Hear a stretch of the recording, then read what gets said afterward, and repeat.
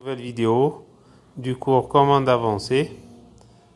On va parler dans ce chapitre de commande adaptative. Comme on a dit au début, le cours est organisé en trois grandes parties. Première partie, commande adaptative. La seconde, commande prédictive. Commande prédictive. Et la troisième, c'est la commande optimale.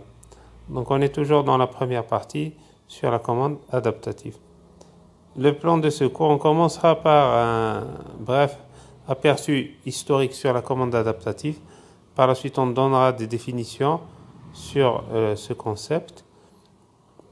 On va parler par la suite de commande adaptative par modèle de référence en utilisant l'approche MIT. Après, on va faire un complément sur la stabilité des systèmes non autonomes. On a vu en première année de master la stabilité des systèmes autonomes par la méthode de Lyapunov. Là, on va étendre ce concept au système non autonome. Et on va utiliser cette théorie pour la conception de commandes adaptatives par modèle de référence des systèmes qu'on va voir. L'avant-dernier point est la commande adaptative dans l'espace d'état. On terminera en donnant quelques applications industrielles de la commande adaptative. Historiquement, les premiers travaux sur la commande adaptative remontent à la fin de la Première Guerre mondiale, à la Deuxième Guerre mondiale, pardon. Donc les débuts, ce sont toujours des travaux qui portent sur cette thématique, mais qui n'utilisent pas explicitement le nom de commande adaptative. Ce sont les travaux de Draper et Lee sur la commande des moteurs à combustion interne, les moteurs des véhicules. En 1954, l'appellation adaptation est apparue, mais cette fois pour un modèle du cerveau humain, le modèle développé par Ashley. Donc là, Tsen disait que le cerveau humain s'adaptait. Effectivement, le cerveau a une grande capacité d'adaptation, donc il change en fonction de l'évolution de la personne en âge et du changement de son environnement. En 1955, Berner et Drenick ont proposé une commande avec des caractéristiques adaptatives, mais le premier vrai travail qui s'apparente à de l'automatique est celui effectué par Whittaker et ses collaborateurs en 1955 sur la commande adaptative par modèle de référence. Donc l'acronyme en anglais c'est MRAC, Model Reference Adaptive Control. En français, on utilise quelquefois l'acronyme CAMR, commande adaptative par modèle de référence, mais même en français, le plus souvent, c'est l'acronyme MRAC que vous allez retrouver. Donc là, il a été utilisé pour le pilotage d'un avion. En 1960, les chercheurs Lee et Van der Velde ont proposé une technique adaptative pour les systèmes auto-oscillants. Les systèmes auto-oscillants, comme on l'a vu en cours de système non linéaire, c'est des systèmes qui présentent des auto-oscillations sans avoir forcément une entrée oscillante de l'extérieur. C'est le cas par exemple des systèmes qui présentent des non-linéarités, donc qui ont certaines propriétés comme les hystérésis, les relais, etc.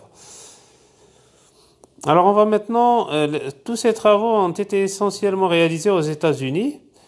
À l'époque, donc il y avait cette concurrence entre les soviétiques et les américains. Donc en ex-URSS, en Union soviétique, Petrov a proposé une technique de commande adaptative pour les systèmes de commande en tout ou rien.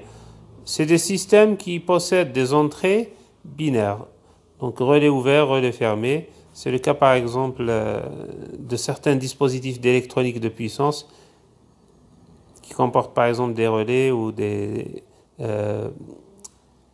donc des relais commandables électroniquement comme les thyristors par exemple. Et là, les Russes ont élaboré toute une théorie mathématique sur ces systèmes. Mathématiquement, ils peuvent être vus comme des équations différentielles avec un second membre discontinu. Donc cette théorie s'appelle la théorie des systèmes à structure variable. Et la commande par mode glissant est un cas particulier de cette théorie. Donc parallèlement, Bellman aux États-Unis et Feldman en Union soviétique ont appliqué la programmation dynamique La programmation dynamique est une technique d'optimisation qui permet de résoudre des problèmes de commande optimale. On va voir ça en détail dans le cours de commande optimale. Donc cette technique, la programmation dynamique, a été utilisée en présence d'incertitudes stochastiques et l'approche développée a été appelée commande duale. C'est une variante de la commande adaptative. Astrom et Wittenmark, donc en Scandinavie, ont introduit le régulateur auto-ajustable. Là, c'est un pas important pour l'introduction en industrie à une échelle donc de production industrielle de ces régulateurs, particulièrement au niveau des automates programmables. Donc, Astrom et Wittenmark ont proposé des algorithmes à temps discret pour la synthèse automatique de correcteurs. On va voir tout un chapitre qui est consacré au régulateur auto-ajustable. Ce sera le suivant. Donc les travaux qui ont été faits jusqu'à présent, ce sont plus des travaux d'ingénierie. Donc il y a une certaine approche mathématique, mais qui n'est pas très rigoureuse. Les premiers résultats mathématiques vont venir à partir des années 70 avec Narendra, Morse, Goodwin et Haggard, qui ont proposé des techniques de commande globalement asymptotiquement stables en temps continu et en temps discret, avec des contraintes sur la stabilité. Monopoly également a proposé une approche, cette fois-ci donc en utilisant le concept d'erreur augmentée. Donc l'idée c'est de rajouter l'erreur comme une variable d'état. Alors une étape importante aux années 80, c'est l'unification des formalismes de la commande adaptative directe et indirecte. Donc direct pour le MRAC et indirect pour le STR. On a démontré que les deux approches étaient mathématiquement équivalentes. C'est juste une réécriture des deux concepts. Voilà pour la première partie. Dans cette deuxième partie, on va donner les définitions essentielles. Tout d'abord, on va répondre à 3 questions. C'est quoi la commande prédictive? C'est quoi la commande adaptative? Quand est-ce qu'on utilise la commande adaptative?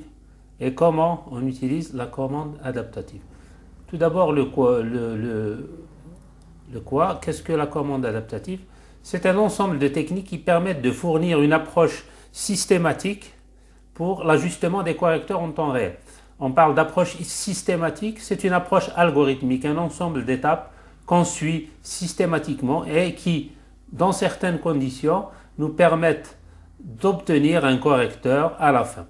En temps réel, le calcul de ce correcteur doit se faire en temps réel, en même temps que le processus fonctionne. On ne doit pas arrêter le processus, calculer le correcteur, puis l'implémenter. Le calcul se fait en même temps que le système ou le processus fonctionne. Par ajustement, on fait référence à la mise à jour des paramètres des correcteurs. Le correcteur en commande adaptative n'est pas fixe, il change avec le temps et ses paramètres sont ajustés par l'algorithme adaptatif. Le pourquoi? Le but de la commande adaptative est d'atteindre et de maintenir le degré de performance désiré pour le système de commande quand les paramètres du système sont inconnus ou variables dans le temps. Par degré de performance, on souhaite tout simplement dire satisfaction du cahier des charges. Vous pouvez définir un cahier des charges, par exemple en spécifiant le temps de réponse minimum, l'erreur minimale sur la poursuite par exemple, ou sur la variation de la sortie ou de la commande.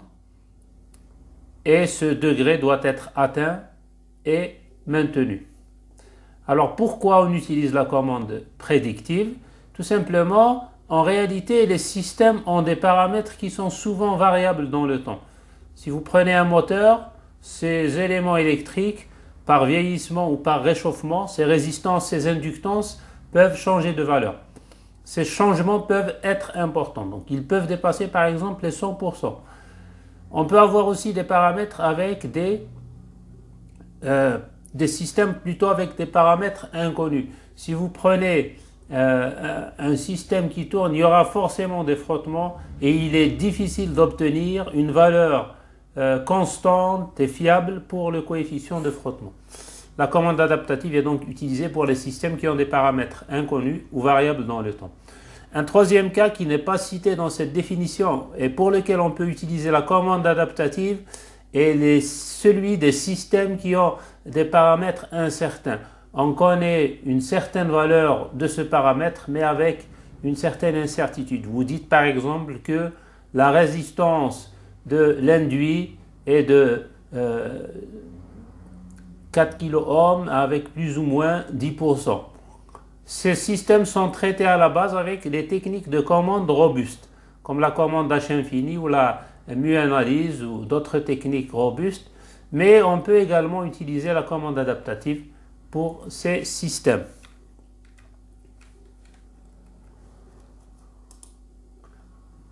On va voir maintenant une comparaison entre la commande conventionnelle, la commande classique avec feedback et la commande adaptative. En commande conventionnelle, un ingénieur automaticien, pour concevoir un correcteur, suit généralement 3 étapes. Premièrement, définir ou étudier le cahier des charges. C'est l'ensemble des spécifications que l'on souhaite du correcteur. Ces caractéristiques peuvent être définies dans le domaine temporel ou dans le domaine fréquentiel en termes de marge de gain, de phase et de module par exemple. Une fois le cahier de charge des charges défini, l'automaticien a souvent besoin d'un modèle du processus qu'il souhaite commander. Ce modèle peut être obtenu soit avec une modélisation physique, si on connaît les phénomènes physiques qui agissent dans le système. Par exemple, si vous prenez un pendule inversé, vous appliquez les lois de Newton ou les équations de Lagrange et vous obtenez les équations différentielles qui régissent son comportement. On peut aussi obtenir ce qu'on appelle des modèles d'identification. Dans un modèle d'identification, vous ne cherchez pas à comprendre les phénomènes physiques qui régissent le fonctionnement du système.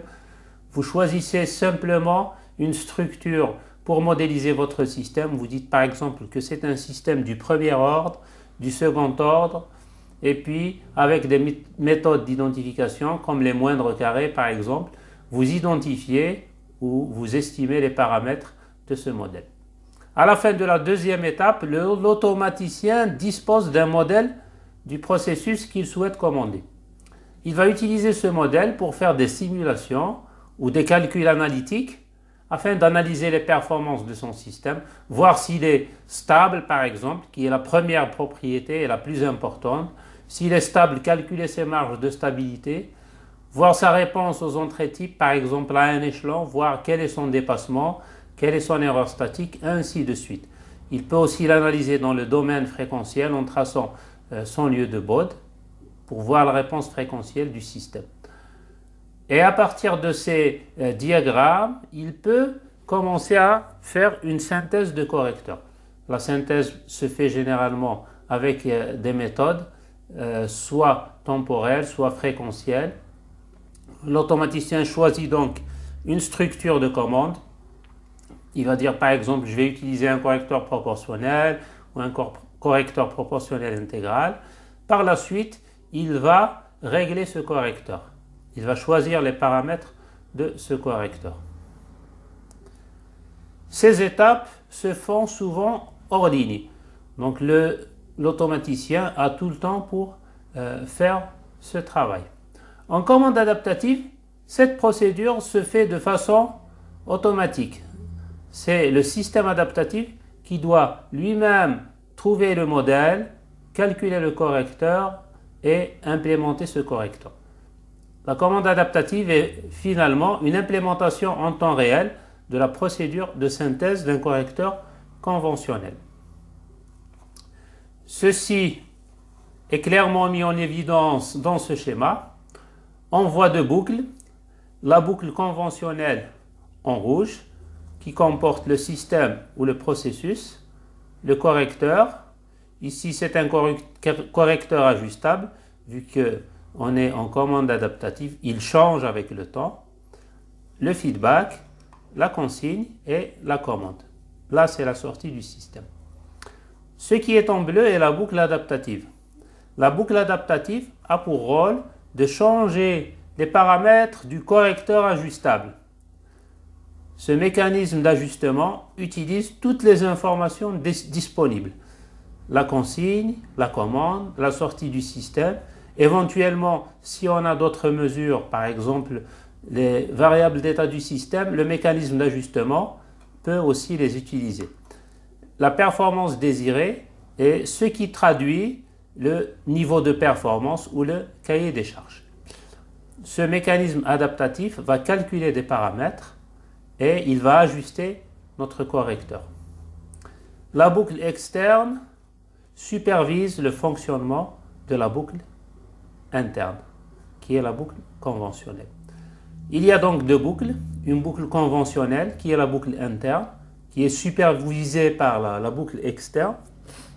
Son rôle est de réaliser une régulation ou une poursuite. L'objectif classique d'une boucle en automatique. La régulation, si on a une consigne fixe et qu'on souhaite rejeter les perturbations, et la poursuite si on a une consigne variable.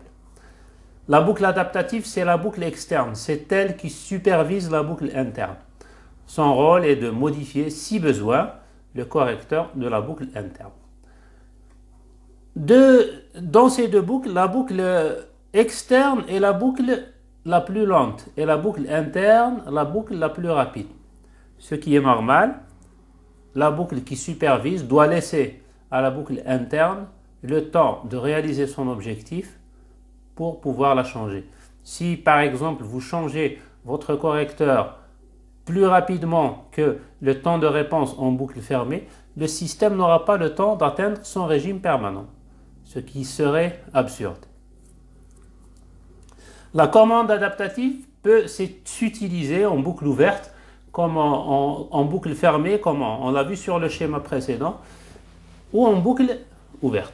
Bien sûr, on parle de boucle ouverte par rapport à la boucle adaptative et non pas par rapport à la boucle conventionnelle. Ici, vous avez des changements dans l'environnement du système qui sont mesurés et qui sont transmis au mécanisme d'adaptation. Par contre, le mécanisme d'adaptation ne reçoit aucune information de la sortie du système. C'est pour cette raison, l'absence d'un feedback entre le système et le mécanisme d'adaptation, qu'on parle de commande adaptative en boucle ouverte. Donc pas de feedback dans la boucle externe. Alors il y a une erreur ici, pardon, donc le feedback il n'est pas dans la boucle externe, dans la boucle interne il y a un feedback. La boucle adaptative agit suite à un changement dans l'environnement. Et la commande par séquencement de gain, le gain scheduling, il y a un ici, est un exemple. Donc le gain scheduling, c'est une technique qui est très utilisée en ingénierie des systèmes en commande. Son principe est de choisir plusieurs points de fonctionnement et de changer son correcteur en fonction de ce point de fonctionnement. Un exemple, si vous prenez un avion ou un lanceur spatial, cet avion va évoluer dans l'atmosphère et la température, la densité de l'air et la masse volumique de l'air va naturellement changer en fonction de l'altitude. Ce paramètre, la densité de l'air, est un paramètre très important pour le calcul du correcteur. Donc, c'est un changement dans l'environnement du système et non pas un changement dans le système lui-même. En fonction de ce changement dans l'environnement du système, le correcteur est recalculé à chaque fois. C'est un exemple de commande adaptative en boucle ouverte. On va maintenant voir les deux grandes familles de commandes adaptatives, la commande adaptative directe et la commande adaptative indirecte. Le schéma qu'on a vu au début est un schéma de commande adaptative directe. En commande adaptative directe, les performances du système sont spécifiées à travers un modèle de référence. Ce modèle de référence traduit le comportement qu'on souhaite avoir pour le système en boucle fermée grâce au mécanisme d'ajustement et au correcteur. Le modèle de référence est donc défini à partir du cahier des charges. C'est un modèle qui aura pour entrée la consigne et pour sortie YM, la sortie du modèle de référence. sa sortie, bien sûr aussi le YC, la commande, la sortie du système, toutes les informations disponibles sont transmises au mécanisme d'adaptation qui ajuste les paramètres du correcteur. Donc on voit ici que le mécanisme d'adaptation agit directement sur le correcteur, d'où l'appellation de commande adaptative directe.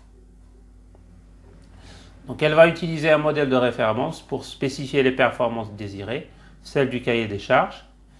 La boucle adaptative va modifier le correcteur de la boucle conventionnelle pour que celle-ci ait un comportement aussi proche que possible du modèle de référence.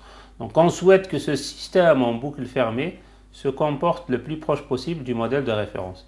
Y doit être le plus proche possible de YM pour la même entrée YC.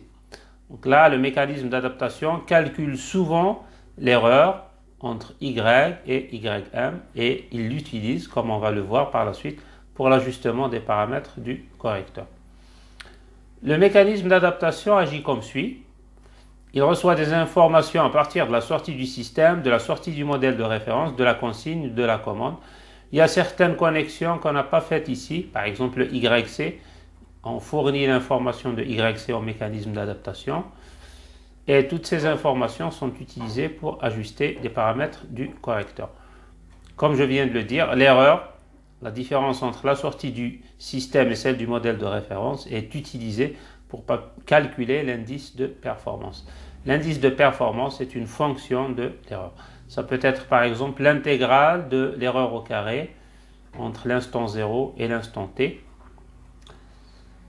Et ce mécanisme d'ajustement va ajuster ou changer les paramètres du correcteur directement à travers le mécanisme d'adaptation. Donc là, il n'y a pas une étape intermédiaire entre les deux. Pour la commande adaptative indirecte, donc on voit ici une étape supplémentaire qui est l'estimation d'un modèle du processus. Donc avant de calculer le correcteur ou d'ajuster les paramètres du correcteur, on utilise les entrées et les sorties du processus pour calculer un modèle avec des techniques d'estimation, les moindres carrés par exemple, ou les moindres carrés récursifs. Et ce modèle-là est utilisé pour calculer un correcteur. Là, on suit exactement ce qu'on a dit donc, dans ce slide, où la commande adaptative est une implémentation en temps réel. Donc on calcule le modèle, et puis on calcule le correcteur.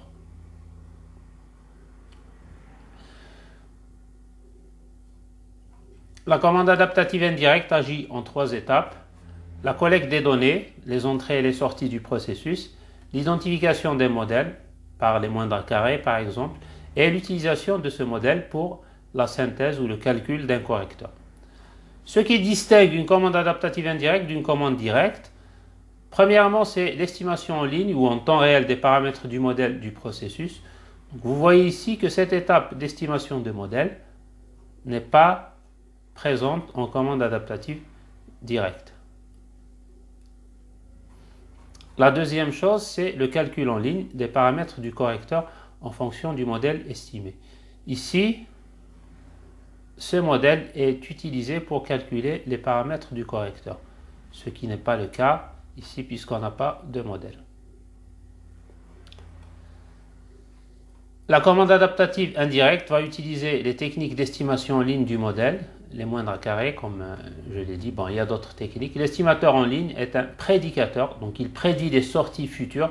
Souvent, on travaille en discret, un système échantillonné.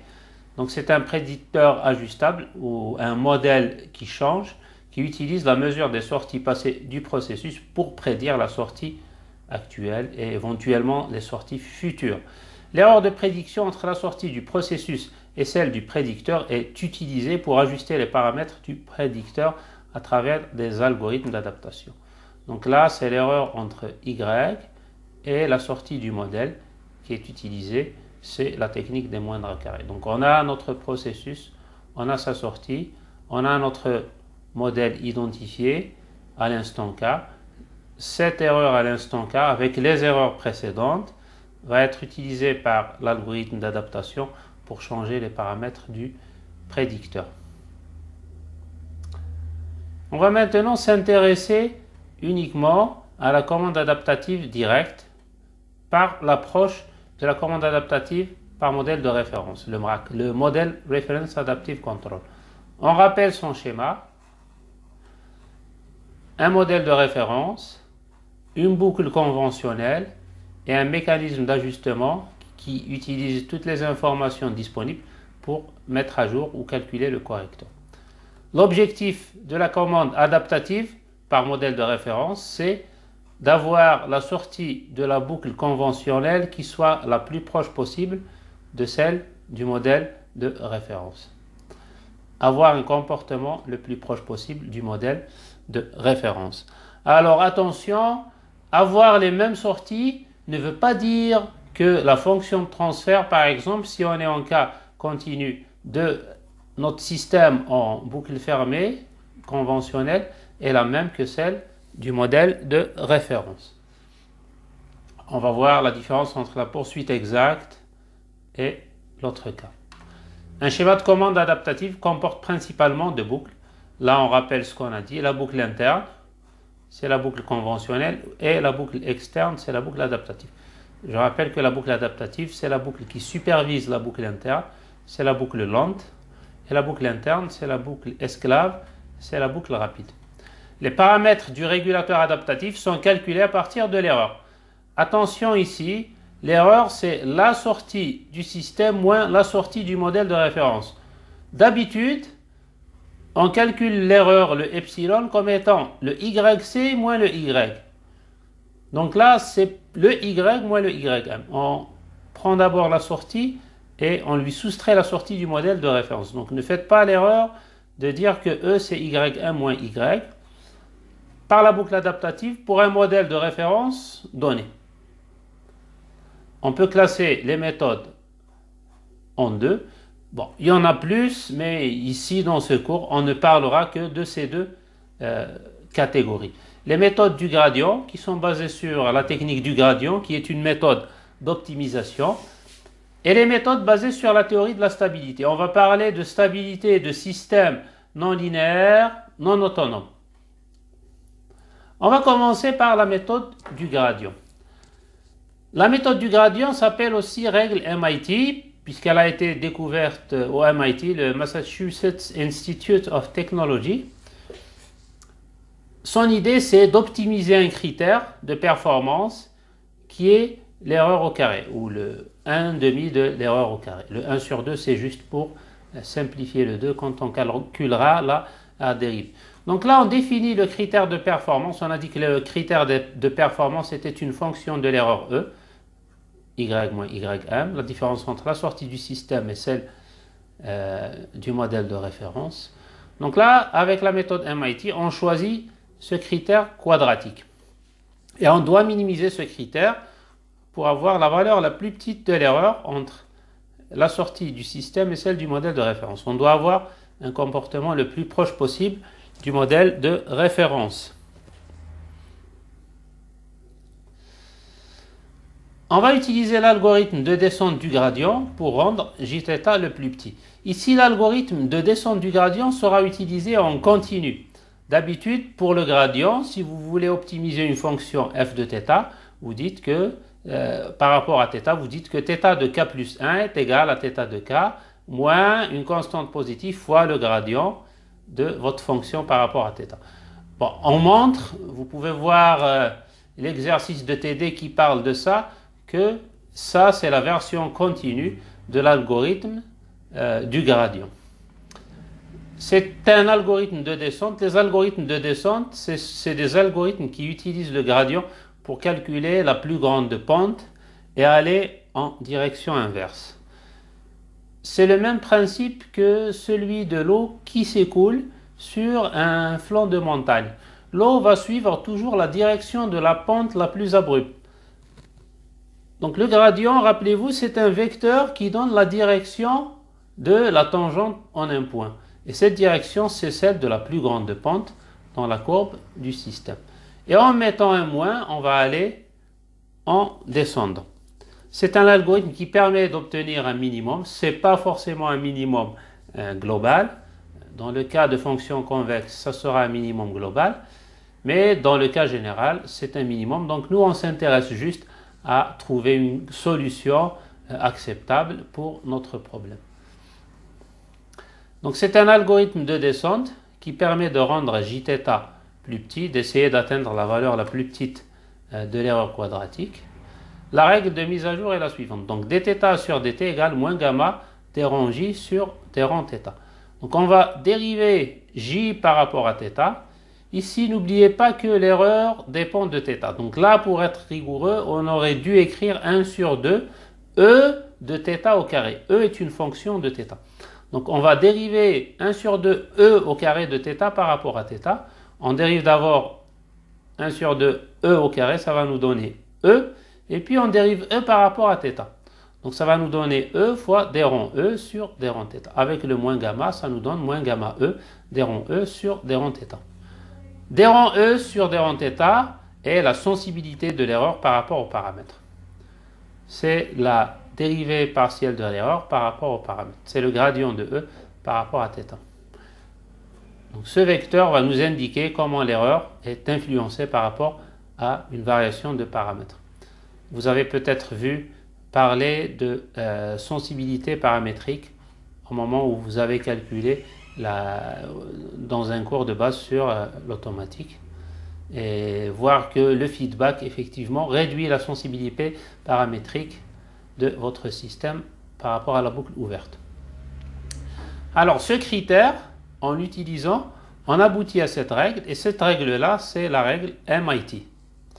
On peut définir d'autres critères, la valeur absolue. Donc si j'applique la même règle, moins gamma d rond j sur d rond θ, je dérive cette fonction par rapport à θ. Donc je dérive d'abord la fonction valeur absolue. La dérivée de la valeur absolue, c'est la fonction signe. Donc j'aurai signe de e. La fonction signe, c'est celle qui donne le signe d'un nombre réel. Moins 1 s'il est négatif, 1 s'il est positif, et 0 s'il est nul. Donc c'est le signe de e. Et là, on aura toujours la dérivée de e par rapport à θ. Il existe également une version qui est appelée signe-signe. Donc dans cette version, au lieu de calculer la dérivée de e par rapport à θ, on va prendre tout simplement le signe.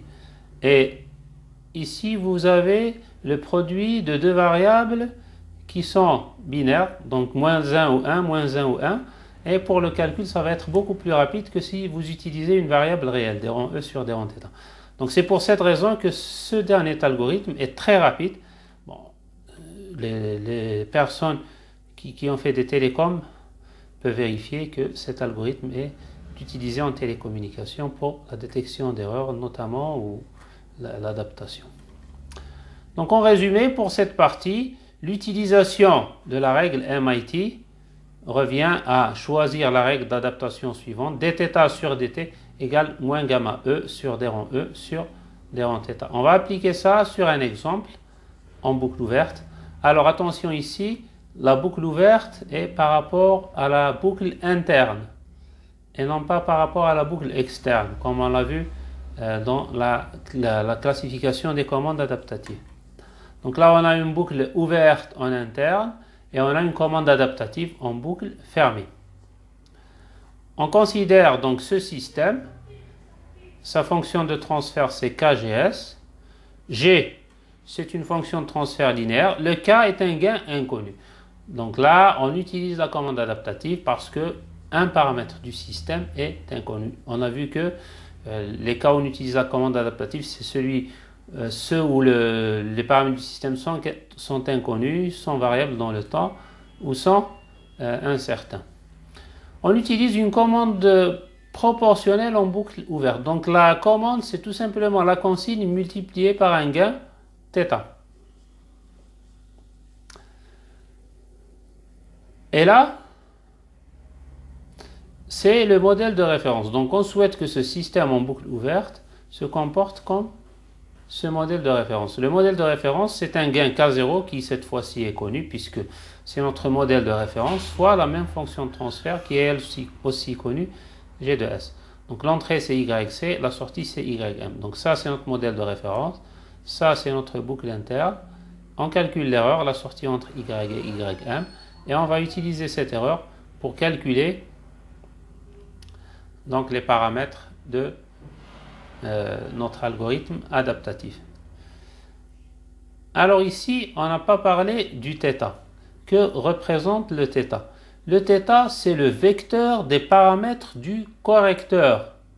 Ne faites pas l'erreur de dire que θ, c'est le vecteur des paramètres inconnus. θ, c'est les paramètres qu'on ajuste. C'est les paramètres du correcteur. Ici, K est un paramètre du système, il est inconnu. Et là, on a utilisé le même nom pour θ qui est un paramètre du correcteur. Donc là, la règle d'adaptation va concerner θ. Notre objectif est de trouver un correcteur en boucle ouverte pour que le système corrigé possède une fonction de transfert Gm qui est égale à celle du système en boucle, plutôt à celle du modèle de référence.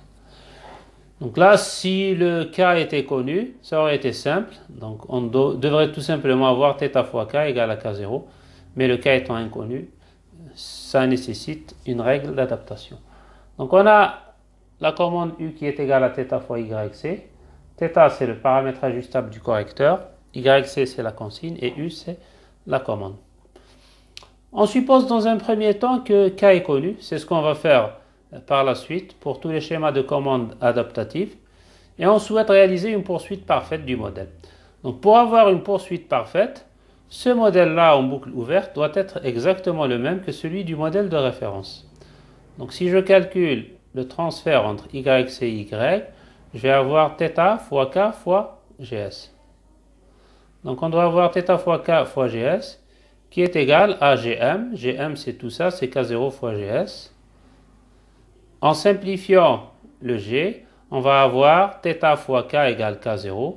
Nous, qu'est-ce qu'on cherche? On cherche le paramètre du gain du correcteur θ. Donc on aura θ0 égale à K0 sur K. Donc si K était connu, donc le problème serait directement résolu en disant que le gain serait égal à K0 sur K. Mais là, le K est inconnu. On va utiliser la règle MIT pour trouver une règle d'adaptation ou une règle de mise à jour du paramètre K. Je rappelle la règle MIT. dθ sur dt égale à moins gamma d rond E sur d rond θ fois E.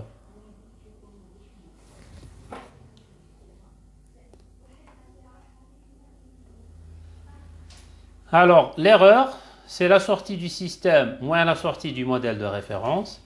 Y, la sortie du système, c'est la fonction de transfert du système, K fois GS, fois l'entrée U. L'entrée U, c'est YC fois θ. Et la sortie du modèle de référence YM, c'est la consigne YC fois la fonction de transfert du modèle de référence K0 GS. On va dériver l'erreur par rapport à θ pour calculer d rond E sur d rond θ. Alors vous voyez que le θ n'apparaît qu'ici, ce terme-là, il aura une dérivée nulle. C'est un produit simple, donc on aura d rond E sur d rond θ égale à K fois GS fois YC. On sait bien que K0 fois GS fois YC, c'est YM. Donc on va multiplier et diviser par K0. Le K0 GS YC, ça sera YM. Donc il nous restera K sur K0 fois YM. On remplace ce terme-là dans cette expression et on aura dθ sur dt égale moins gamma K sur K0 YM fois l'erreur E.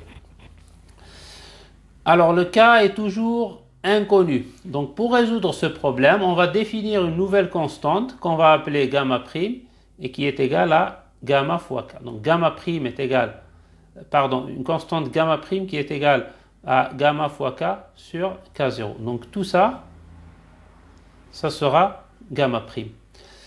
Maintenant, on doit connaître le signe de gamma prime. Donc, si K et K0 sont positifs, par exemple, gamma prime va être aussi positif. Par contre, si, par exemple, K est négatif, K0 positif, gamma prime doit être pardon. Donc si K et K0 sont de même signe, gamma prime va être de même signe que gamma, donc positif. Mais si K et K0 sont de signes opposés, donc K sur K0 va être négatif avec le moins. Donc on doit avoir un gamma prime qui est négatif. Voilà donc finalement la règle d'adaptation, celle-ci, dθ sur dt égale moins gamma prime ym fois e. Si vous voulez implémenter ça sur Simulink, vous aurez le schéma suivant. Ça, c'est votre modèle de référence. Donc ça, c'est son entrée. Alors ici, il y a une erreur dans le sens de la flèche. Donc là, ça sera ym qui va aller dans ce sens. Et qui va aller dans ce sens. Donc cette flèche-là va venir ici.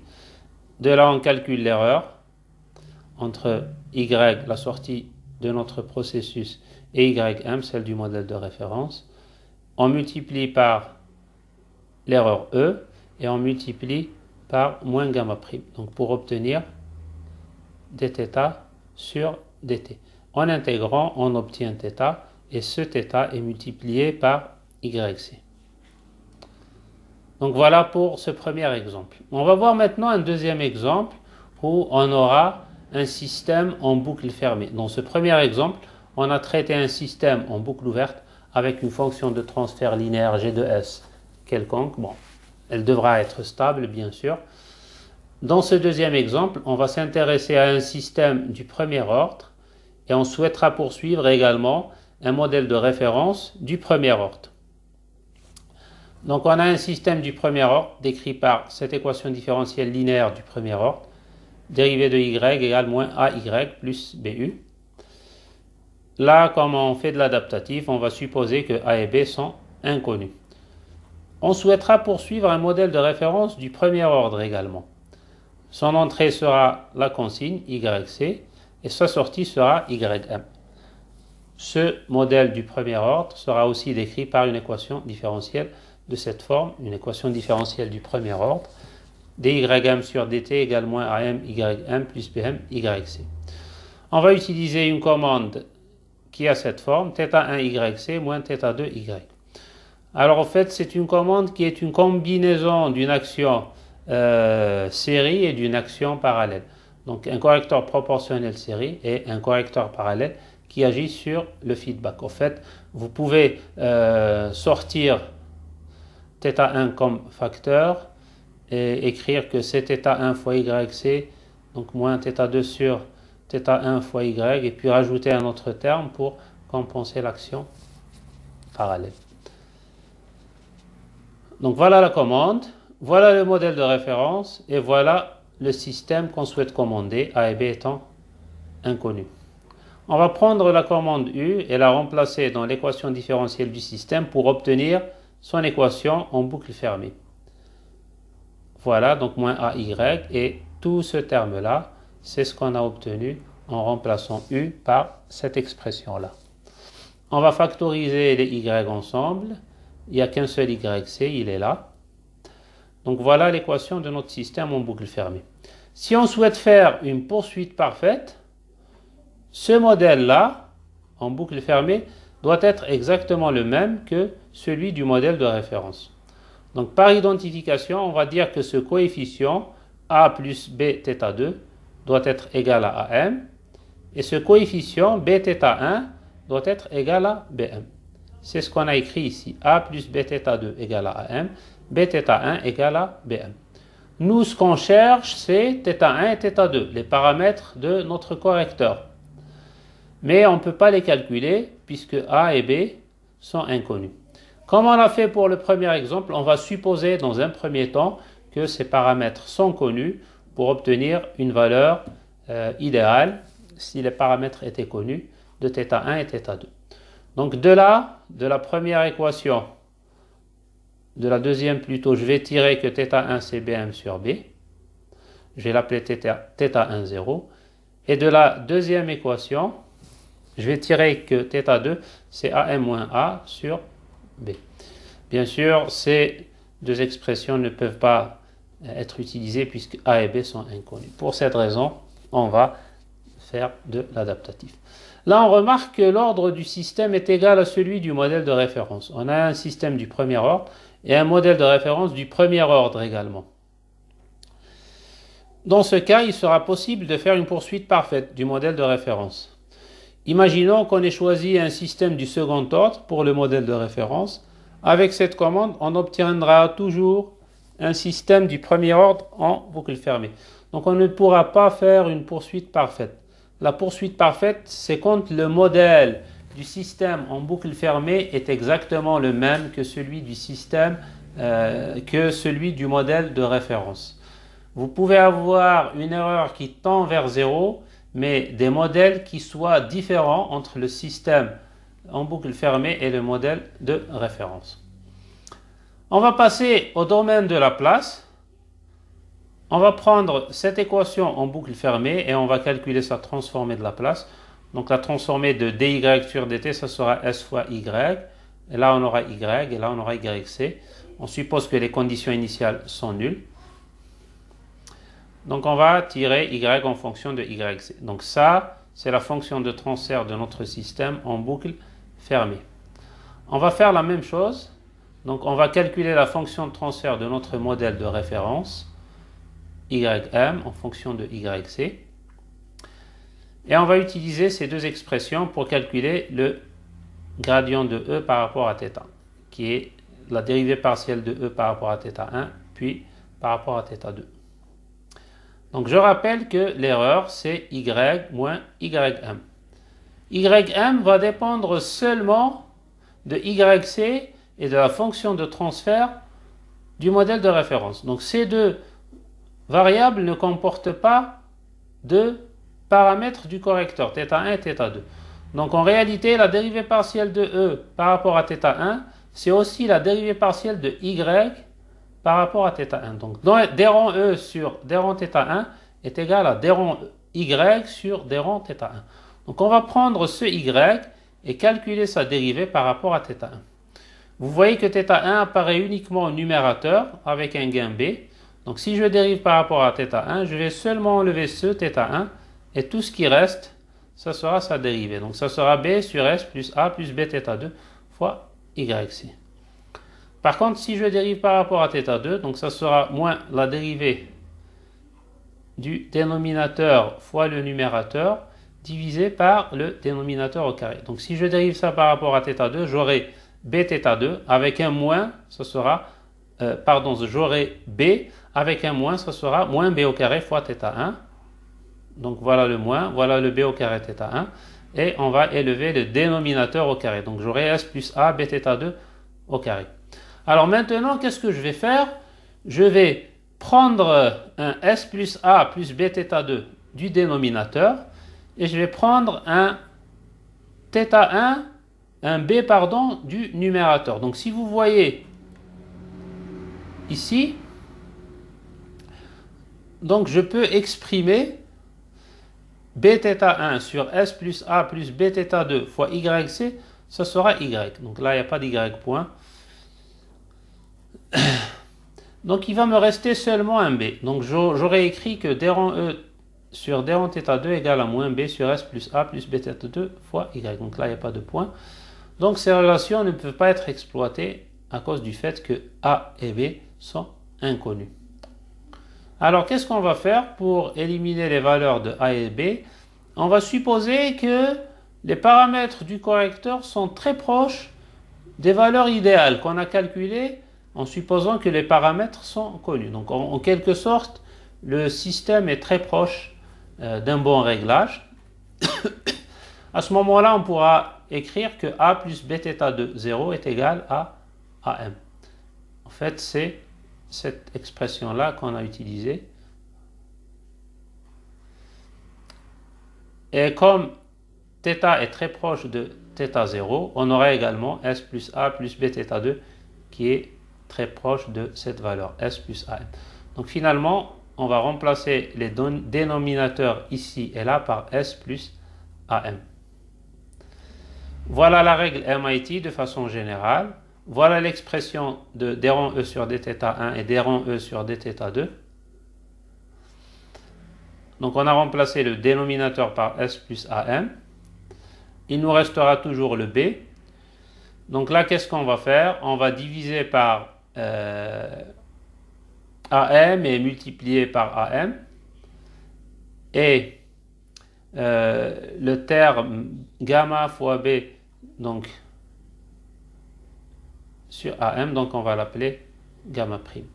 Donc je multiplie par AM, je divise par AM, et puis le B sur AM fois gamma sera égal à gamma prime. Donc en d'autres termes, gamma, c'est gamma prime fois AM sur B. Donc si vous remplacez gamma par cette expression-là, vous allez retrouver l'expression encadrée ici. Donc en fait, AM sur S plus AM, c'est un système qui aura un gain unitaire. Si vous remplacez S par 0, vous allez avoir un gain statique de 1. Ici, YC est filtré par ce système, et là c'est Y qui est filtré par ce système. La même chose, le signe de B doit être connu pour connaître celui de gamma prime. On connaît le signe de AM, bon, on suppose qu'il est positif. Il doit être positif pour avoir un modèle de référence stable. Et là, gamma sera du même signe que celui de B. Donc si B est positif, plutôt gamma prime sera du même signe que B. Si B est positif, gamma prime sera positif. Si B est négatif, gamma prime sera négatif. Donc généralement, on a au moins une information sur le signe de B. Donc voilà pour ce deuxième. Dans cette partie, on va d'abord faire des rappels et des compléments sur la stabilité des systèmes non linéaires, particulièrement les systèmes non linéaires non autonomes. On a vu en M1 la théorie des systèmes linéaires autonomes avec la méthode de Lyapunov. On va la généraliser aux systèmes non autonomes. Et on va utiliser ces résultats pour la conception de MRAC avec la théorie de Lyapunov. On va généraliser tous les concepts qu'on a vus, les plus importants du moins. Tout d'abord celui de point d'équilibre. Je rappelle qu'un système non autonome est un système dont la représentation d'état est écrite, peut se décrire par l'équation différentielle non linéaire suivante, x point égale à f de xt. La différence avec un système autonome est l'apparition explicite de la variable t. Ce système change avec le temps, d'où l'appellation de système non autonome. Il va dépendre explicitement du temps. On dit que l'origine est un point d'équilibre pour ce système si x point est nul, quel que soit l'instant t pour x égale à 0. Pour tout t supérieur ou égal à 0, on aura f de 0t égale à 0. Pour la stabilité, on parle de stabilité et de stabilité uniforme. La notion de stabilité uniforme n'existant pas pour les systèmes autonomes. On dit que le point d'équilibre x0 est stable si pour tout instant t0 et tout epsilon, on peut trouver un delta qui dépend à la fois de epsilon et de t0, tel que si l'état initial à l'instant t0 est inférieur à delta, alors la trajectoire future sera inférieure à epsilon, quel que soit t supérieur ou égal à t0. La différence avec la stabilité d'un système autonome est ce paramètre. Ici, le delta dépend de epsilon et de t0, alors que dans le cas des systèmes autonomes, delta dépend uniquement de epsilon, vu qu'on n'avait pas de condition sur le temps. Maintenant, si ce delta dépend seulement de epsilon, alors on dit que ce point d'équilibre est uniformément stable. Donc là, c'est l'uniformité par rapport au temps. De même, le point d'équilibre est asymptotiquement stable s'il est stable et uniformément attractif. Donc on peut trouver une constante positive C telle que pour tout instant t0, si l'état initial est inférieur à C, la trajectoire va converger vers 0 quand le temps tend vers l'infini. On a utilisé la notion de fonction de Lyapunov et de fonction définie positive pour énoncer les théorèmes de Lyapunov sur la stabilité des systèmes autonomes. Là, on va généraliser ce concept et introduire la notion de fonction de classe K pour les systèmes non autonomes. C'est quoi une fonction de classe K? C'est une fonction alpha qui prend ses valeurs sur un intervalle positif et qui est toujours positive. elle doit être strictement croissante et s'annuler à l'origine. En résumé, c'est une fonction qui est définie sur le premier cadran du plan et qui monte toujours. Elle est de classe K infinie. Si elle est de classe K et que l'intervalle sur lequel elle est définie est égal à l'infini et qu'elle tend vers l'infini quand sa variable tend vers l'infini.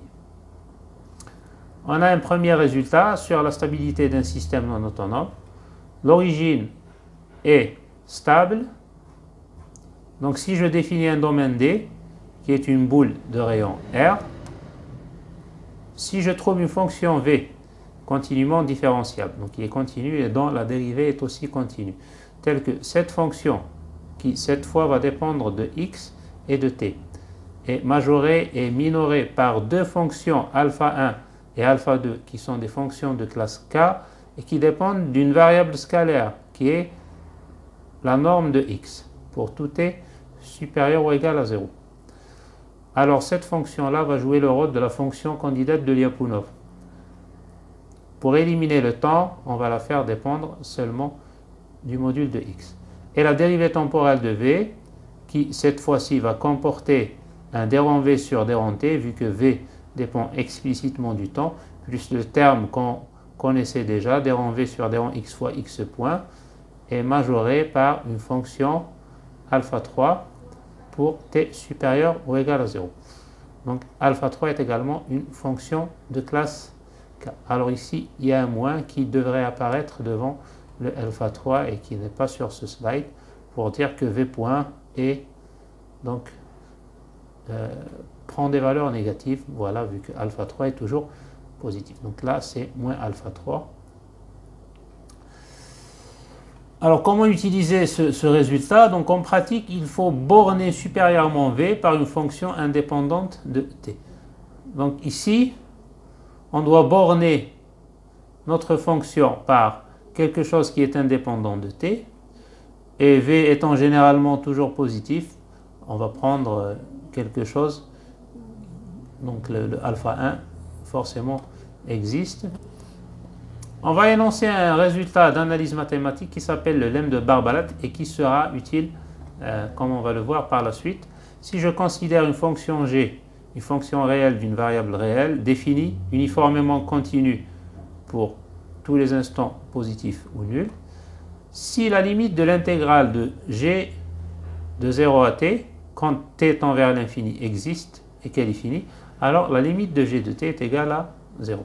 En d'autres termes, si la surface occupée par g de t, quand je calcule cette surface entre l'axe des x, la courbe tracée par g en allant de 0 à t et que je fais tendre vers t vers l'infini, si cette limite existe, alors forcément g de t va aller vers 0. Le résultat qu'on va utiliser par la suite est le suivant. Alors, on pourrait le traduire en français comme erreur bornée à ensemble de convergence, bounded error and convergence set. Alors, je considère un domaine D qui est une boule de rayon R. Je suppose que f est lipschitzienne sur le produit de D avec l'intervalle 0 plus l'infini. Donc, ce domaine, c'est pour le temps. Donc, je ne considère que des instants positifs. Donc, qu'elle soit une fonction continuellement différenciable pour V. Alors là, c'est la même condition que pour le théorème précédent. V est majoré et minoré par deux fonctions de classe K, alpha 1 et alpha 2. Alors là également, donc dV sur dt est majoré par moins W. Donc là, le moins W va jouer le même rôle que moins alpha de module de x, sauf qu'ici, W est une fonction du vecteur d'état et non pas une fonction de la norme du vecteur d'état. Donc si j'ai cette condition, donc pour tout t positif et tout x dans D, et que alpha 1 et alpha 2 sont des fonctions de classe K, W continue sur D, alors je suppose également que la dérivée première de V par rapport au temps est uniformément continue. C'est là qu'on va voir l'utilité du lemme de Barbalat. Alors les solutions de notre équation d'état, les trajectoires du système qui vérifie la condition initiale suivante à l'instant t0. La norme de xt0 est inférieure à alpha 2 moins 1, donc là c'est la fonction inverse de alpha 2. Donc cette fonction admet une fonction inverse vu qu'elle est strictement monotone de alpha 1 de R, sont bornées et vérifient. Voilà le résultat. Donc si cette condition et celle-ci sont vérifiées, on a le résultat suivant. On a W de x qui tend vers 0. Donc là, on ne parle pas de stabilité asymptotique ou de convergence asymptotique. On sait seulement que W de x va aller vers 0. Et généralement, W de x va comporter des variables en x et on déduira que certaines variables du vecteur d'état vont aller vers 0. De plus, si toutes les hypothèses sont vérifiées globalement, donc là on ne parle plus d'un domaine D mais de l'espace d'état, et que alpha 1 est de classe K infini, le résultat est vrai quel que soit l'état initial. On n'a pas de restriction ici. Donc en résumé, si vous avez cette condition, celle-ci et celle-ci, la dérivée première uniformément continue, donc W va aller vers 0 asymptotiquement. Alors, un résultat pratique, donc pour démontrer que la dérivée première de V est uniformément continue, il suffit d'avoir la dérivée seconde qui est bornée. C'est ce qu'on va utiliser par la suite. Donc voilà très brièvement ce qu'on pouvait dire sur la stabilité des systèmes non autonomes. On va utiliser ça pour la synthèse de Mrak par la théorie de Lyapunov. La synthèse de Mrak par la théorie de Lyapunov va suivre un certain nombre d'étapes en utilisant la théorie de la stabilité des systèmes non stationnaires ou non autonomes. La première, c'est de formuler l'équation différentielle de l'erreur de poursuite, l'erreur entre la sortie du système en boucle fermée et celle du modèle de référence.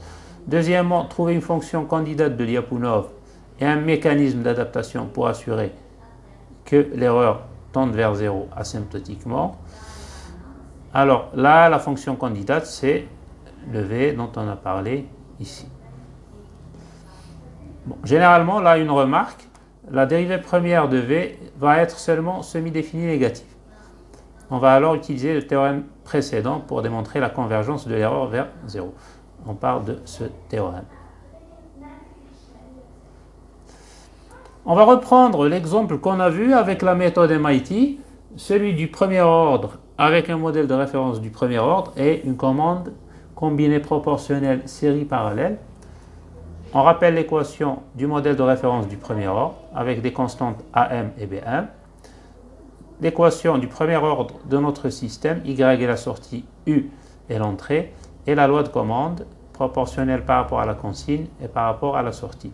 Bon, là, j'ai dit qu'on pouvait démontrer que c'est une combinaison d'une action proportionnelle sur l'erreur et d'une action parallèle sur la sortie. On calcule l'erreur de poursuite, y moins y1. Donc là, on va suivre les étapes qu'on a énoncées ici. On va calculer la dérivée de l'erreur pour avoir l'équation différentielle de l'erreur. Donc on va remplacer, si je calcule E point, ce sera y point moins y1 point. Donc on va remplacer y point par son expression en boucle fermée et y1 point également par son expression. Donc là, j'aurai moins y plus bu plus am y1 moins bmy, c'est, et là donc en remplaçant l'expression de u ici et en calculant on aura l'expression suivante. Alors ici, en factorisant, on obtient l'expression suivante. Donc là, vous voyez que la dérivée première est égale à moins am fois e. Donc si je prends seulement cette partie, je vois qu'il y a une dynamique stable du premier ordre, mais il y a ces deux termes qui se rajoutent. Donc pour avoir uniquement cette dynamique stable, on va annuler ces deux termes. Donc ça reviendra à dire que θ1 est égal à bm sur b et que θ1 est égal à bm sur b et que θ2, donc en annulant ce terme, est égal à am moins a sur b. C'est le même résultat qu'on a trouvé avec la méthode MIT. Donc à ce moment-là, je dois connaître les constantes A et B, ce qui n'est pas le cas. Donc si je connais A et B et que j'annule ces deux termes, j'aurai une dynamique stable du premier ordre, vu que AM est positif. Le modèle de référence est stable asymptotiquement. Donc l'erreur va converger asymptotiquement vers 0. Mais là, on ne connaît pas A et B. Donc on doit chercher une fonction candidate qui va nous assurer donc une convergence de θ1 vers θ1 0 et θ2 vers θ2 0 et une convergence de l'erreur vers 0. Donc au moins une convergence de l'erreur vers 0. Et si on souhaite faire une poursuite parfaite, donc que θ1 converge vers θ1 0 et que θ2 converge vers θ2 0. Alors on choisit la fonction candidate suivante. Donc c'est une fonction quadratique qui comporte trois termes. L'erreur au carré. Là, c'est l'erreur sur le paramètre θ1. Et là, c'est l'erreur sur le paramètre θ2. Le gamma est un paramètre de réglage. Donc on a défini le même paramètre pour θ1 et θ2. On aurait pu définir deux paramètres différents. Maintenant, si V égale à 0 et que E est égal à 0, donc on aura θ1 égale à θ1 0 et θ2 est égal à θ2 0. On calcule la dérivée temporelle de V. Donc là, on dérive par rapport à E, on dérive par rapport à θ1, on dérive par rapport à θ2, et puis on multiplie par θ1 point. Donc la dérivée par rapport à E fois E point, la dérivée par rapport à θ1 fois θ1 point, et la dérivée par rapport à θ2 point. Alors là, donc ce terme-là s'est répété deux fois, on devrait avoir un terme en θ1 ici, au lieu de θ2. Bon, donc si vous remplacez ça par la dérivée de θ1 et que vous faites vos calculs, vous aboutirez à l'expression finale suivante. Donc pour garder également une dérivée temporelle de la fonction candidate qui est égale à moins AM fois E au carré, on pourrait annuler ce terme et ce terme. Donc pour annuler ces deux termes, on pourra choisir les dynamiques des deux paramètres, θ1 et θ2, ou les règles d'adaptation.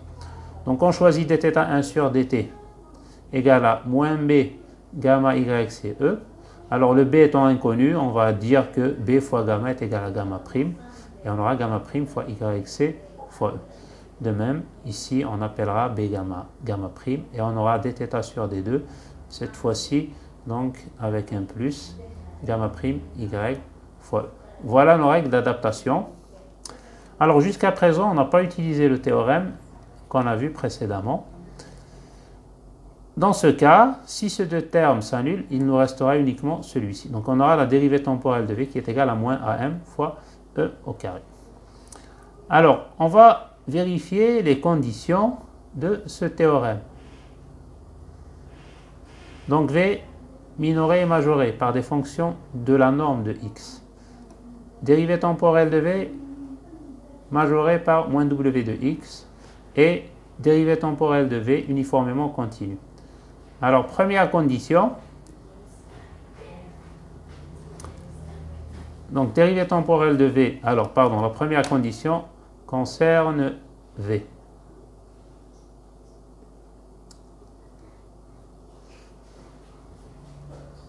Donc v minoré et majoré par des fonctions de la norme de x.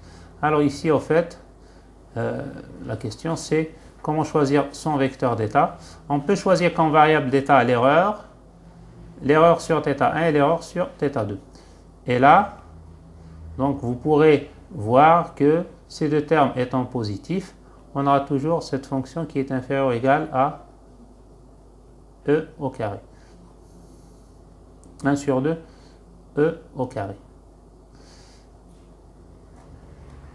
Donc la première condition sera satisfaite. Pour la deuxième, donc on aura dv sur dt qui est égal à moins am fois e au carré.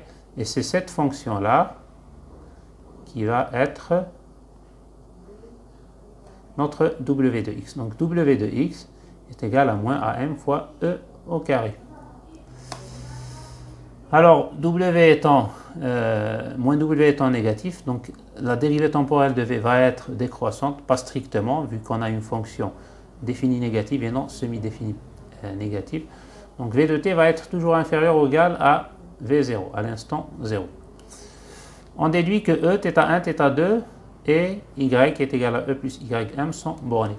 Effectivement, v est égal à toute cette expression-là.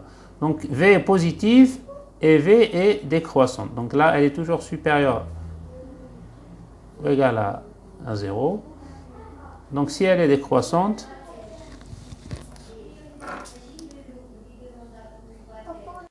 elle sera majorée supérieurement par v à l'instant 0, la valeur de la fonction à l'instant 0, et elle sera minorée à gauche par 0. Donc v sera toujours comprise entre 0 et v à l'instant 0. Comme ces variables sont bornées, plutôt comme toutes ces variables sont strictement positives, donc v est borné, toutes les variables seront bornées. E au carré sera borné, l'erreur sur θ sera bornée, θ1, et l'erreur sur θ2 sera également bornée. Alors, par conséquent, on déduit que E, θ1, θ2 sont bornés. Comme y est égal à E plus ym, comme on a un modèle de référence stable pour une consigne bornée, ym sera également borné. Donc, y également sera borné. En conséquent, la dérivée seconde, qui va avoir cette expression, sera également bornée. Elle dépend de E qui est borné, de yc qui est borné et de y qui est borné. On a démontré que la dérivée seconde est bornée. Par conséquent, on a vérifié la troisième condition qui dit que la dérivée première est uniformément continue. On vient de démontrer les trois conditions. Ainsi, on peut conclure que, d'après le théorème suivant, l'erreur va converger vers 0. Par contre, on ne sait rien concernant θ1 et θ2. Est-ce qu'ils vont converger ou pas vers leur valeur θ1 0 et θ2 0. Ceci est dû à cette forme de la fonction candidate où l'erreur sur θ1 et θ2 n'apparaît pas. Par conséquent, on doit imposer une condition sur l'excitation, ce qu'on appelle une excitation persistante, pour avoir une convergence parfaite vers le modèle de référence. Maintenant, voilà la règle d'adaptation qu'on a obtenue. Elle est rappelée ici. Et voilà la règle d'adaptation qu'on a obtenue dans la partie précédente en utilisant la méthode MIT. Alors on voit l'erreur E qui apparaît ici, le moins gamma prime qui apparaît ici, et là le YC apparaît simplement dans la règle de Lyapunov, alors que dans la règle MIT, il est filtré par cette fonction de gain unitaire AM sur S plus AM qui dépend du modèle de référence. La même chose pour la dynamique de θ2. Donc, en résumé, les deux règles sont plus ou moins similaires, excepté le filtrage de YC par la méthode MIT. On peut écrire la forme générale suivante pour la règle d'adaptation. Seul le phi va changer. Alors le phi va être égal à moins YC, Y transposé dans le cas de la règle de Lyapunov, et il va être égal à moins YC, Y filtré par la fonction de transfert AM sur S plus AM. La règle de Lyapunov ne comporte pas de filtrage, elle est par conséquent plus simple. Par contre, en cas de présence de bruit, le filtrage peut apporter un plus avec la règle MIT. Voilà pour cette partie.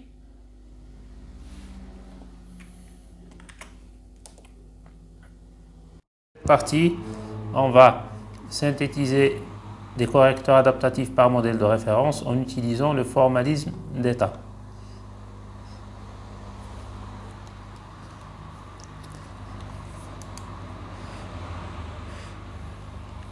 On va prendre un système décrit par sa représentation d'état, x point égal à x plus bu, et on souhaite calculer la commande pour suivre le modèle de référence suivant, donné également par sa représentation d'état. xm point égale amxm plus bm yc. Ici, le vecteur d'état est xm, yc est la consigne, u c'est la commande de notre système.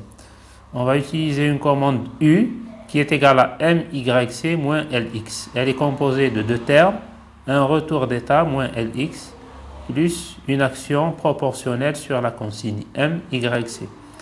notre objectif est d'obtenir un modèle en boucle fermée qui soit le plus proche possible du modèle de référence. On va calculer notre système en boucle fermée en substituant l'expression de la commande. On va prendre le U et on va le remplacer ici. On va obtenir l'expression suivante après simplification. X point égale à A moins BLX plus BM YC. On va appeler cette matrice A moins BL AC de θ et on va appeler cette matrice BM BC de θ. En fait, c'est des matrices qui vont dépendre des coefficients L et des coefficients de M. Ces coefficients, on va les regrouper dans un vecteur θ. Ce sont nos paramètres de réglage. On a fait ce qu'on appelle une paramétrisation de notre loi de commande. Si je retrouve θ, je pourrais retrouver les matrices M et L. Maintenant, on va supposer qu'on connaît les matrices A, B de notre système. Et on suppose qu'on peut trouver un vecteur θ0 pour lequel AC de θ0 est égal à AM et BC de θ0 est égal à BM. Dans ce cas, notre système en boucle fermée sera identique au modèle de référence. Et dans ce cas, on aura une poursuite parfaite. Donc, en fin de compte, en substituant AC de θ par son expression A moins BL et en écrivant que ceci est égal à AM, en ramenant AM à gauche et BL à droite, on aura A moins AM égale à BL. Pour BC, on va remplacer BC par BM et on va écrire que BM est égal à B indice M.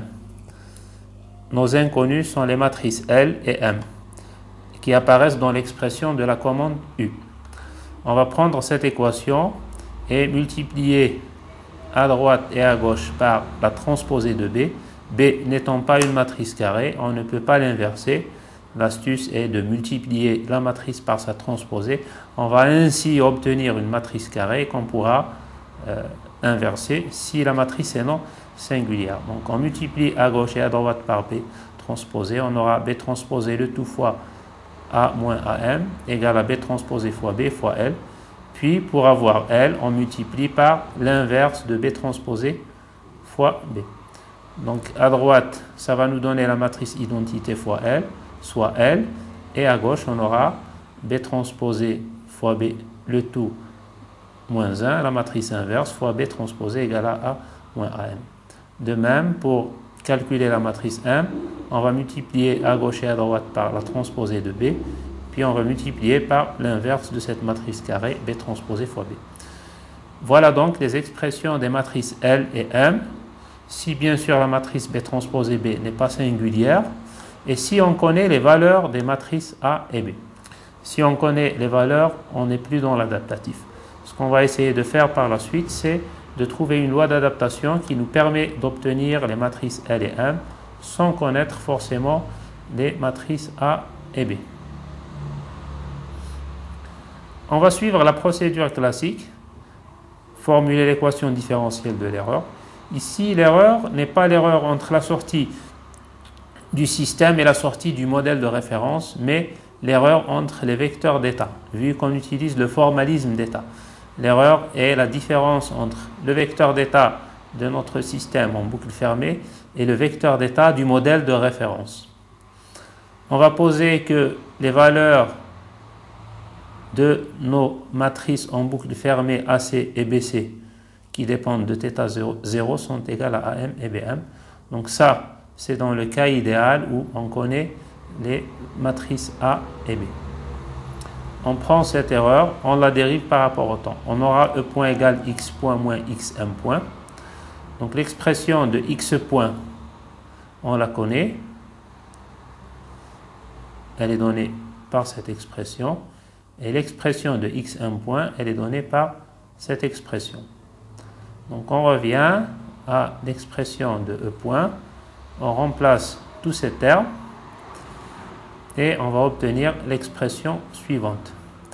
Donc on va rajouter AC de θ et soustraire AC de θ0. et on va soustraire BC de θ0. Tout ce terme-là, on va l'appeler phi de θ moins θ0. Θ moins θ0 est l'erreur sur le vecteur des paramètres θ.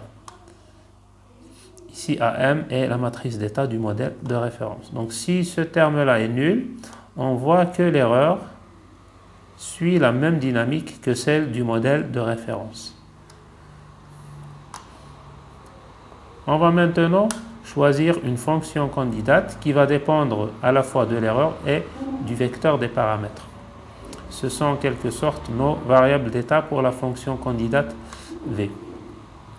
Ça sera une fonction quadratique de l'erreur et de l'erreur sur les paramètres. θ moins θ0, c'est l'erreur sur l'estimé des paramètres. Alors, on va choisir une matrice P définie positive. Donc, cette équation-là est vérifiée parce que notre modèle de référence est stable asymptotiquement. Donc, c'est un résultat de la théorie linéaire des systèmes. En fait, c'est l'équation de Lyapunov pour un système qui est un système linéaire qui est asymptotiquement stable. Donc, si le système décrit par la matrice d'état AM est asymptotiquement stable, pour toute matrice Q définie positive, on peut trouver une matrice P définie positive qui vérifie cette équation. Donc, AM transposé P plus P fois AM égale à moins Q. On va dériver la fonction candidate par rapport au temps. Ici, donc on va dériver par rapport à E, puis multiplier par E point, puis dériver par rapport à θ et multiplier par θ point.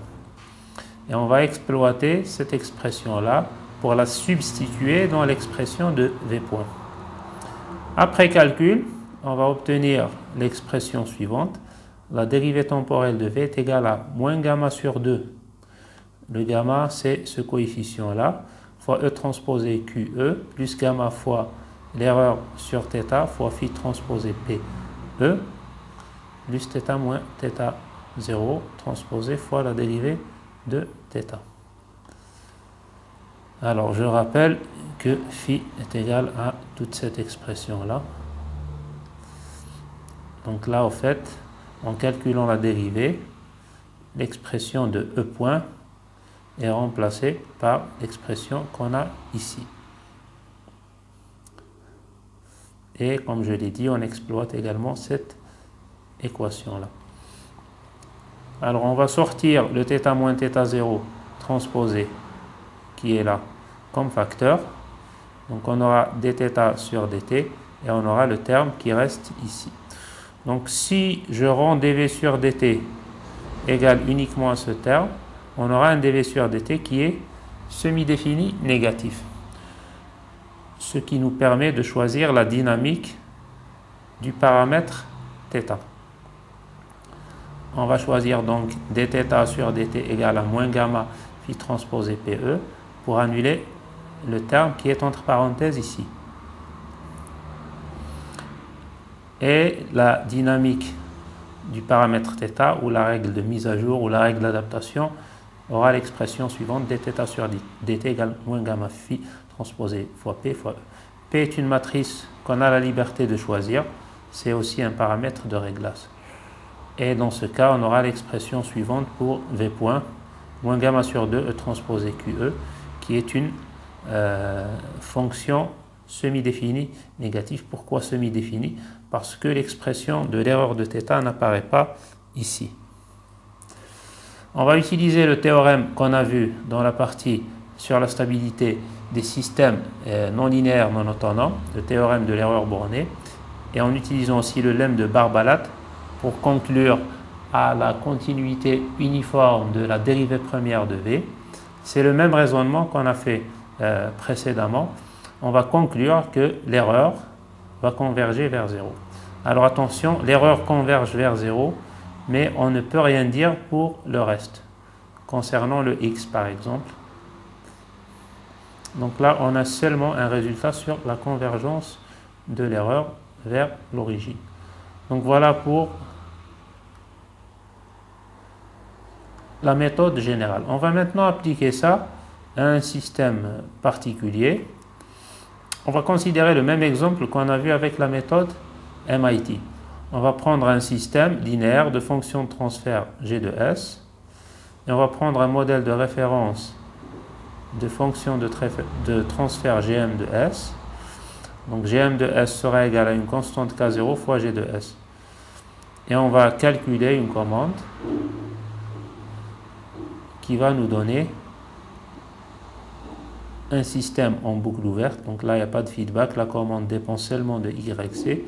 Et θ, c'est le gain de notre correcteur. Alors, le système à commander n'est pas GS, mais K fois GS. K étant une inconnue. Donc là, j'ai oublié de mettre K. Il faut lire K fois GS.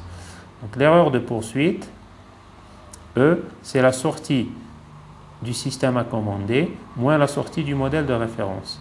La sortie, c'est la fonction de transfert fois la consigne pour le modèle de référence. Donc la consigne étant égale à YC, on aura donc K0 fois GS fois YC. Donc là, c'est un YC et pas un UC. De même, en remplaçant la commande par θ fois YC et en la multipliant par KGS, on aura K fois GS fois θ fois YC. On va sortir le KGS comme facteur et on aura l'expression suivante en faisant apparaître θ0 qui est égal à K0 sur K. Donc en faisant sortir K, on devra diviser K0 par K pour avoir K une fois qu'on aura donc enlevé les parenthèses. C'est la même expression que celle qu'on a vue dans le premier exemple. Ici, en fait, ça nous donne la valeur du paramètre θ si on connaissait la valeur de K. Mais le K est inconnu, par conséquent, on doit faire de l'adaptatif. On va supposer que AB est une réalisation de la fonction de transfert. Donc, au lieu d'utiliser la fonction de transfert GS, on va utiliser la représentation d'état suivante. Et on aura comme sortie l'erreur qui est égale à C fois une matrice X.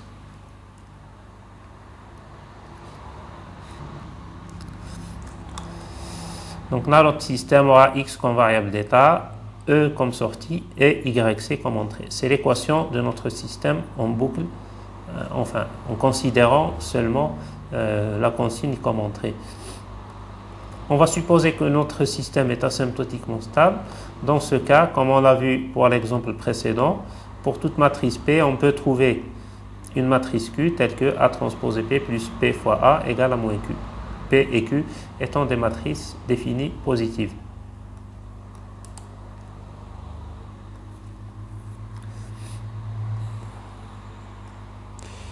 On va reprendre le même raisonnement. On va choisir une fonction candidate comme celle qu'on avait au début. Donc 1 sur 2 gamma x transposé px plus l'erreur sur θ au carré. En fait, la matrice ici qui pondère θ moins θ0 est la matrice identité. Et là, θ est un scalaire, donc pas besoin d'écrire ça sous forme matricielle. Donc on l'écrit directement sous forme scalaire. On dérive par rapport au temps. Donc on aura la dérivée de ça par rapport au temps, plus la dérivée de ça par rapport au temps. Donc ça, c'est une forme quadratique. Sa dérivée est donnée par cette expression-là. Et la dérivée de ça, donc là, c'est dθm sur dt, et non pas dm de θ. θ moins θ0. On va remplacer dx sur dt par l'expression qui est là. Et on factorise par rapport à θ moins θ0. On exploite également cette équation-là, qu'on remplace dans l'expression de la dérivée. Donc on remplace deux choses, on remplace x point et on exploite la relation qu'on a écrite, l'équation de Lyapunov. Après simplification, on obtient l'expression suivante de la dérivée de v par rapport au temps. On a un terme qui est semi-défini négatif et on a un terme factorisé par l'erreur sur le paramètre θ qui dépend de la dynamique ou de la règle de mise à jour de notre paramètre. On va choisir un dθ sur dt qui annule ce terme. On aura donc dθ sur dt égale moins gamma yc p transposé fois px. et notre dérivée temporelle de V sera seulement égal à ce terme. Tout ce terme s'annulera. On a donc un dV sur dt qui est semi-défini négatif. L'inconvénient de cette règle d'adaptation est qu'elle nécessite la connaissance du vecteur d'état x. Pour y remédier, on va faire un choix convenable de la matrice P.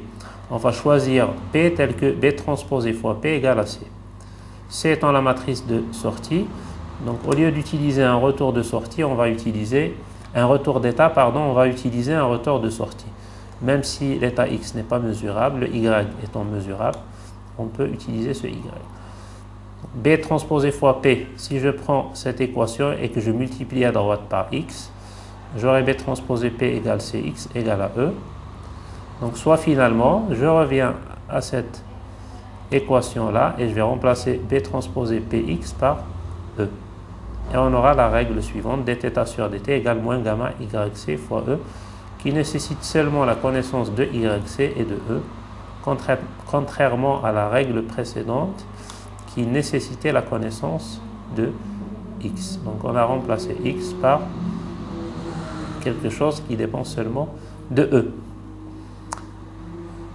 Donc voilà notre règle d'adaptation qui est ici. Elle est à comparer avec la règle qu'on a obtenue à la première partie. Cette règle est plus simple puisqu'elle utilise directement YC. Dans la méthode MIT, pour le même problème, on avait un YC qui était multiplié par un filtre du premier ordre. En résumé, cette méthode est plus rapide, mais elle ne filtre pas la présence de bruit ou de perturbation sur le YC.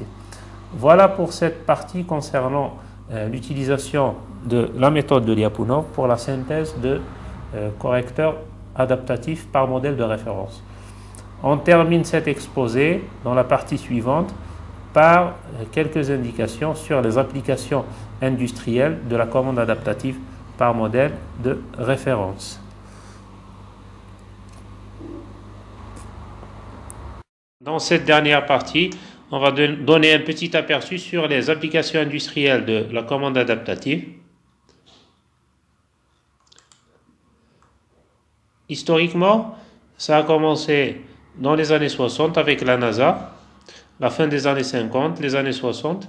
Donc, ils ont développé un programme pour des avions avec des pilotes automatiques et ils ont utilisé des commande adaptative, donc je crois que c'est le prototype X15 ou X11. Dans les années 70, c'était les premières applications industrielles du régulateur auto-ajustable, le STR, grâce notamment aux travaux d'Astrom. En 73, on a fait les premières expériences de pilotage adaptatif avec des bateaux. C'est également des pilotes automatiques. C'est les premières applications des satellites pour le repérage des bateaux. En 1974, on a commencé à appliquer ça aux procédés chimiques.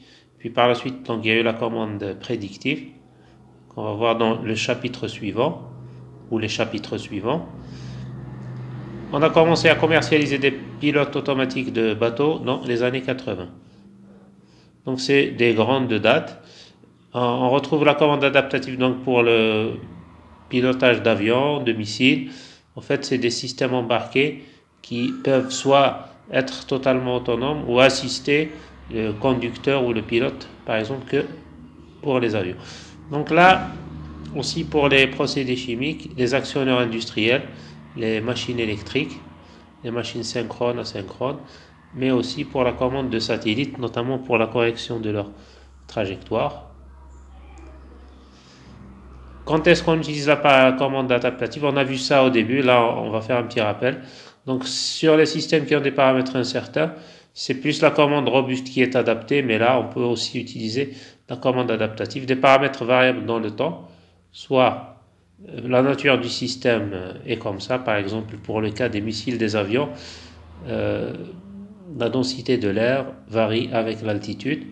Si on a des retards importants, sur les chaînes de production par exemple, des perturbations sur les entrées, sur les mesures, des changements dans l'environnement du système. Par exemple, si vous avez un système de chauffage et que la température du milieu change. Aussi pour les systèmes non linéaires, on n'a pas parlé de commande adaptative non linéaire. Il y a une technique bien connue qui est la technique du backstepping adaptatif. Et aussi quand on a des changements dans l'ordre ou les coefficients de la fonction de transfert du système. Là, c'est ce qu'on a vu dans les exemples pour les systèmes linéaires. Là, on a quelques régulateurs industriels. Donc avec les compagnies qui les fabriquent, donc on a ABB, bien connu dans le domaine du génie électrique, qui implémente par exemple un régulateur auto-ajustable grâce à sa réponse impulsionnelle. Donc en fait, c'est des choses qui sont implémentées par exemple dans les automates programmables. Si vous mettez la fonction auto-tuning, donc là, le système ou l'automate va forcer le système, va mesurer sa réponse pour une réponse impulsionnelle, va utiliser ces mesures pour régler le correcteur. Donc il y a aussi des méthodes d'auto-tuning basées sur la méthode des relais. Donc là, c'est comme pour le réglage d'un PID. Donc au lieu de mettre des gains variables, on va mettre des relais. On peut aussi utiliser le réglage à base d'un régime transitoire en boucle fermée. Et c'est ce qui se fait en généralement. On ne peut pas ouvrir la boucle dans une installation industrielle. Le régulateur de first loop, First Control Adaptive Controller, fait une estimation récursive de la fonction de transfert. Et il fait un placement de pôle. Là, c'est ce qui se rapproche le plus du STR qu'on a vu en cours. Donc, avoir une estimation en ligne de la fonction de transfert et faire un placement de pôle en résolvant une équation donc polynomiale, une équation de Bézout.